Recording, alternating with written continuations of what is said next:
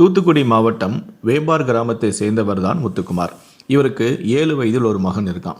நேற்று புதன்கிழமை பள்ளிக்கு செல்லாமல் வீட்டில் இருந்துட்டு இருந்தான். இந்த நிலையில தான் காலை வேம்பார் கடலோர காவல்படை நிலையத்துக்கு எதிரே இருக்கக்கூடிய ஒரு வீட்டில் அந்த சிறுவன் மர்மமான முறையில் கத்தியால் குத்தப்பட்ட நிலையில் கொடூரமாக கொலை செய்யப்பட்டு கிடந்தான். உடனடியாக போலீசாருக்கு தகவலும் கொடுக்கப்பட்டது. சம்பவ இடத்திற்கு விரைந்து வந்த சூரக்குடி போலீசார் தூத்துக்குடி அரசு மருத்துவமனைக்கு அந்த சிறுவனின் உடலை பிரேத பரிசோதனைக்காக அனுப்பி வைத்தனர். இது தொடர்பாகவும் விசாரணை மேற்கொள்ளப்பட்டது. 7 வயது சிறுவனை யார் கொலை செஞ்சிருப்பாங்க?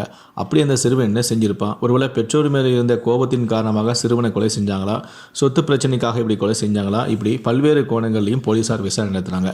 எதுக்காக கொலை செய்யப்பட்டார் என்பது தொடர்பான எந்த விவரங்களுமே போலீசாருக்கு விசாரணையில் புலம்படாத நிலையில் தாமஸ் அப்படிங்கிற ஒரு 19 வயது இளைஞரை போலீசார் சந்தேகத்தின் பேரில் அதிரடியாக கைது செய்தனர். அவரிடம் நடத்தப்பட்ட விசாரணையில் தான் கஞ்சா போதையில் வீட்டுக்குள் தனியாக இருந்த 7 வயது சிறுவனை தாமஸ் பாலியல் வன்புணர்வு செய்ய முயன்றபோது அந்த சிறுவன் கூச்சலிட்டதால் ஆத்திரத்தில் சிறிய கத்தியால் அந்த சிறுவனை கொடூரமாக கொன்ற அதிர்ச்சி தகவல் தெரியவந்தது.